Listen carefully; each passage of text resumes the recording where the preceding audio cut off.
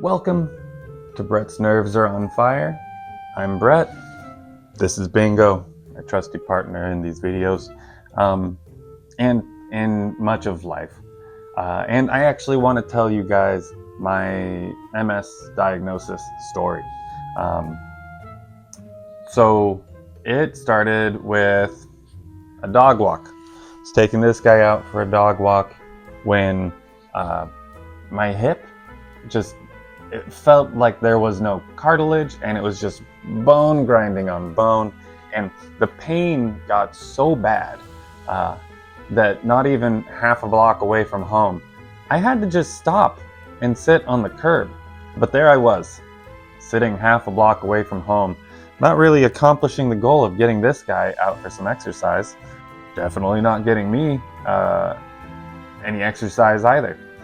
But it turned into a long saga of going to first my primary care physician and then a specialist and then someone else, and they couldn't figure it out. And without going into too much detail, we tried physical therapy, didn't really do much. In fact, kind of made it a little more painful.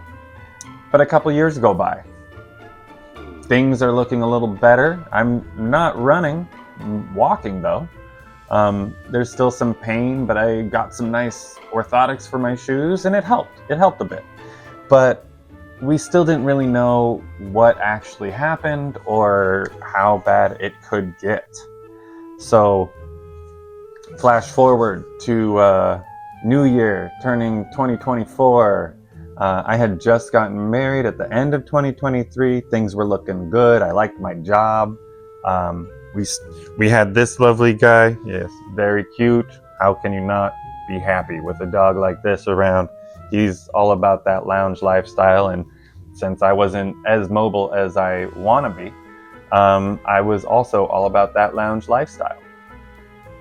Good kind of life. But I love to make holiday Christmas toffee. This is something that my grandfather used to make, and he taught myself, some of my cousins, how to do it. And so we try to carry on the legacy of making sweets. And I do go all out, or at least I used to. And during the holiday rush of trying to make the candy after just getting married, I was running behind. One late night, I was trying to make this toffee, and it takes a while. You're boiling butter and sugar and really careful on the temperature. I digress. I was hungry. Can't eat toffee all the time. And so after finishing this batch, I had a piece of toast, had a little butter. I guess this butter had been sitting on the counter for too long and had spoiled. Had a couple bites and was like, okay, this tastes a little weird. Whatever. I went to sleep and then woke up feeling a little stomach sick. Oh, damn. Really shouldn't have had that toast. So I threw out the rest of the butter, made sure that it wasn't going to happen to my wife. I felt pretty sick. Just a little stomach bug kind of a thing. It got weird. That stomach bug turned into a change in taste.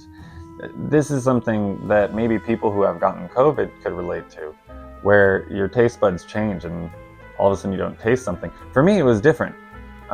My taste buds changed in a way where all the sweet toffee I was making tasted like ash. In fact, most food tasted like ash. So I kind of stopped eating, or at least I wasn't eating very much at all because I felt like I had a stomach bug.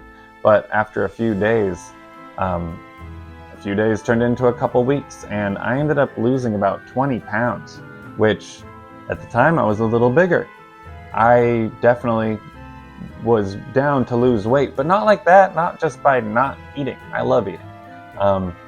So after 2 weeks, losing some weight and also having a weird double vision kind of start happening, but only when I looked to my right, and then double vision would happen. Really, really strange. I talked to my wife, and she told me, you need to see a doctor, like today.